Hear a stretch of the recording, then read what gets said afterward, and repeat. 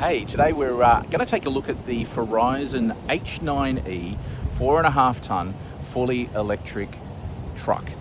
This truck has a dry body box on the back that you might use for courier work or similar, and it's got a proper size battery, decent charge rate, and a fantastic cabin. So let's take a look around it.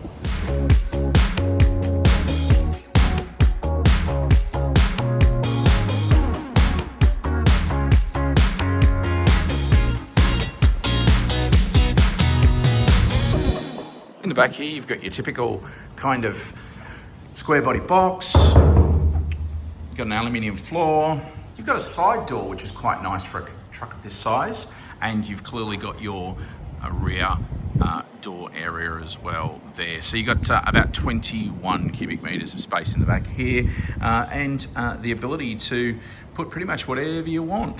So I'm a bit of an electric truck nut, and when I get around them, I like to poke and prod and find out what we can find out. And so one of my first things to do on a truck like this is try and pop the cabin and have a look up under the back under here and see what's going on with the power control systems and on all the rest of it. And one of the things I found really exciting and interesting and a bit odd is in this truck there is no cabin tilt system that I can find. I might be one there, but I can see the cabin is bolted down onto some rubber bushes, which is pretty standard, just in under here, and that there is no handle to undo it. So how do you deal with things like servicing and so on? So behind this panel over here, we've got our washer bottle fill up. You can see that over there. You've really got not much else to deal with on a truck like this, and we'll take a look at what we can see up underneath the truck down in the back here and see what we can find. So we'll do our best to have a look inside what's going on. Obviously coolant bottle, that's not something we are going to need to touch. You can see the battery system on the other side there, and what you'll find is this is a 24 volt system. Quite common for little trucks like this that they're actually a 24 volt system. What we've also got, I'm going to dip in here and see if we can see what we can see. We're going to go into the valves, right? Okay, so there's a couple of things that we can see. So we've got a power distribution module here, and we can see a lot of high voltage coming in and coming out. We've got, see the triple coloured wires over there, so that's obviously for the 3-phase that's going to run the motor. So this is the inverter for the motor as well. We've got some of these larger connectors on here that's coming in from the battery, so that's kind of battery in. You can see this blanked off plug at the top here with the 4 outputs. That is going to be your output for things like a fridge or other electrics, typically DC output of something like 15 kilowatts. That's pretty useful. These other ones down the front here, they're going to be running things like the air compressor for the brakes, the air conditioning pump, and probably something or other else as well that's high voltage output. So you can see these boxes underneath most of the trucks of this type, and even cars as well, a power distribution module. They all have a similar kind of setup where power comes in, goes out to the motor, goes out to other things, and pretty much deals with all of the goings on inside the truck.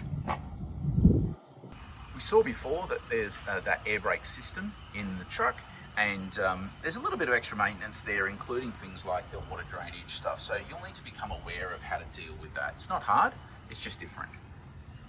Here we can see up under there, the battery pack, quite good clearance and also very central, so we don't have those problems with the concerns of things like the side impact area for a side T-bone accident.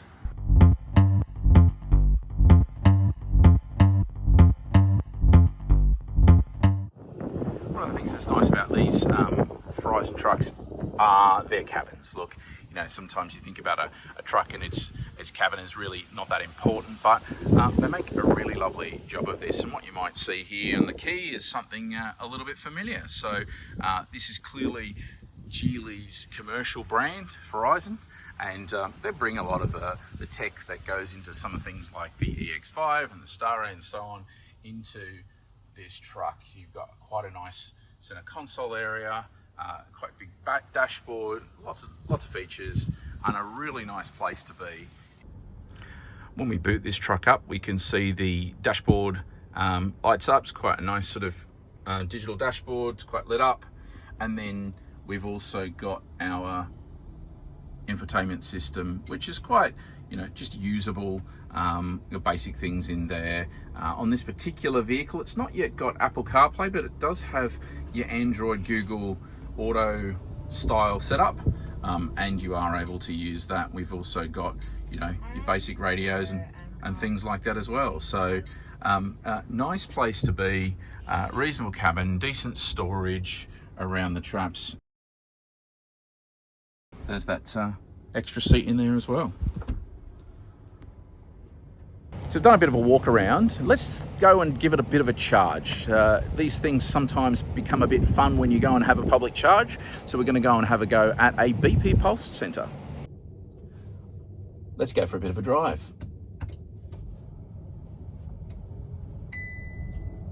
Kick it off with all the bings and bongs. We've got our drive selected down the bottom here. Just kick it into drive. Foot off the brake, tip into the throttle. The automatic park brake comes straight off, and we're going to go and throw a bit of a U-turn in this industrial estate that we're in. It's got a pretty good, decent turning circle. It's not going to make it right around this area here, but it's pretty good. We come to the stop there. You can feel those. You can feel those air brakes do their thing, and so we then throw it into reverse with the dial in the center console. It's giving kind of, I don't know, Hyundai vibes, and then off we go. As I said before, it's got pretty zippy takeoff. It's like any truck; it's a bit lumpy and bumpy, but yeah, we're off and running. Quite a decent acceleration there. We don't obviously have a load in today, but it's not going to make that much of a difference when we're loaded.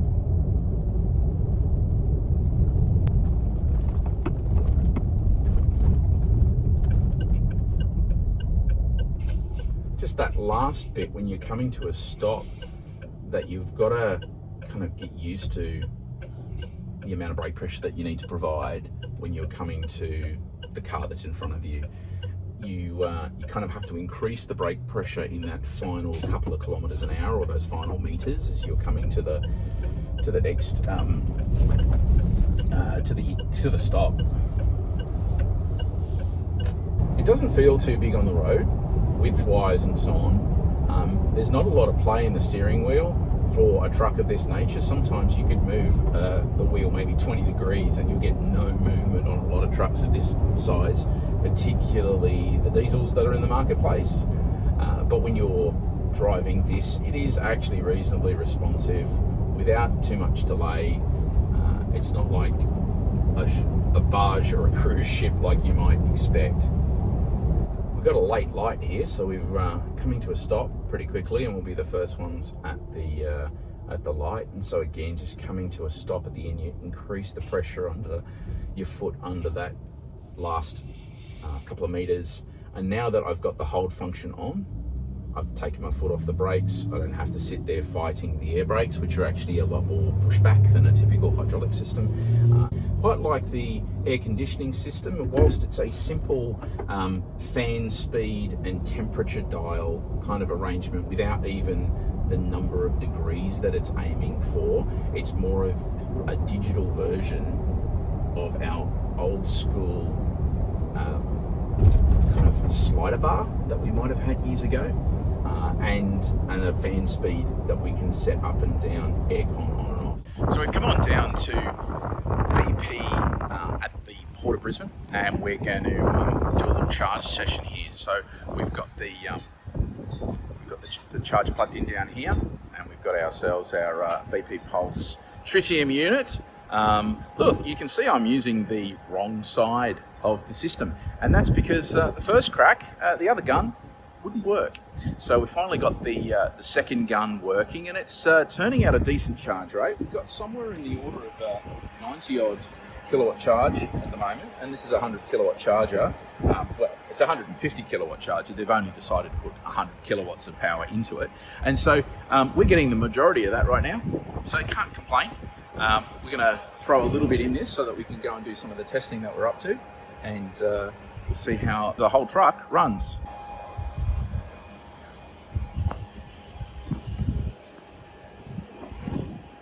See the battery in underneath.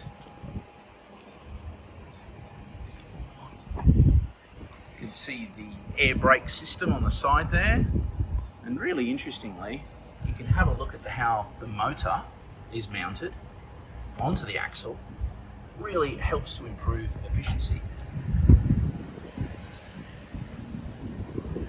This vehicle has a big box on the back of it, quite useful for all of the activity it's up to.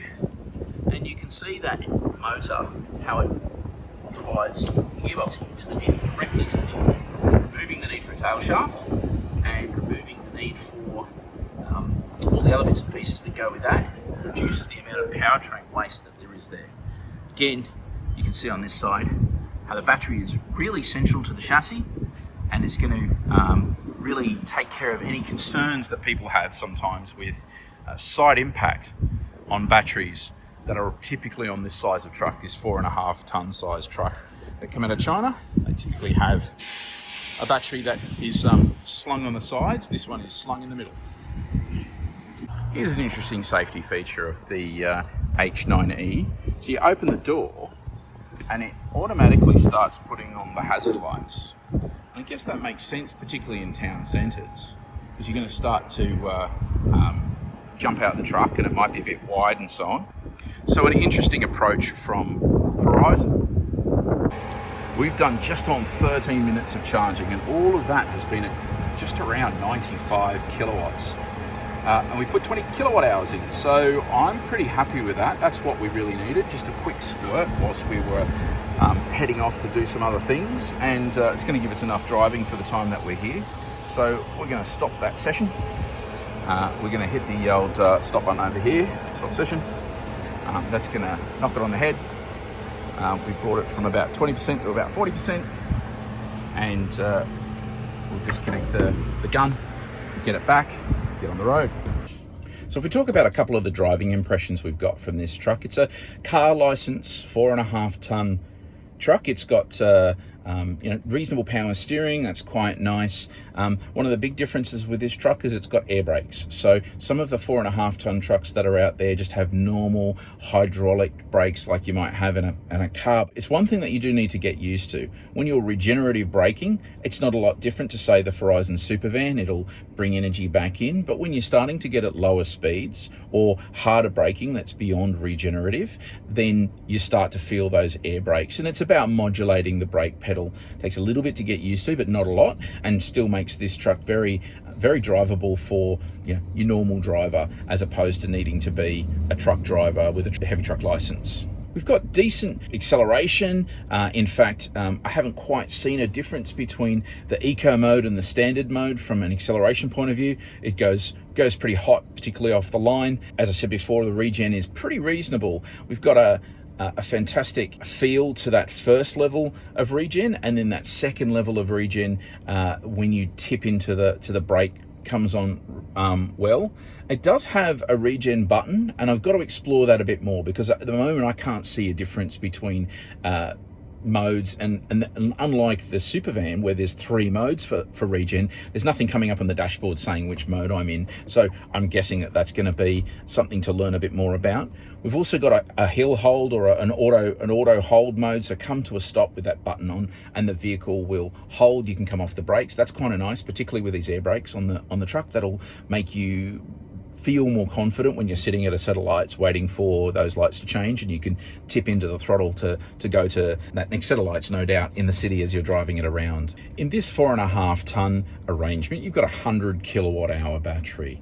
So if we take that 36, let's say 35, 36 kilowatt hours per 100 kilometers, and we take that 100 kilowatt hour battery, what we're talking about there is probably the thick end of 250 kilometers and maybe even more of real world delivery range for this truck. So that's pretty reasonable compared to a lot of the other vehicles, which have about an 80 kilowatt hour battery, and they use a lot more energy, and so they're down in the below 200 kilometers real world range. So this opens out a lot of use cases for this vehicle compared to some of the others. The 8.5 ton version of this truck is available in a larger battery, a couple of different size larger batteries, and so that provides up to 162 kilowatt hours. That's going to be obviously for a bigger truck, but it's going to give you, again, a similar level and maybe even larger range as the truck uses more energy.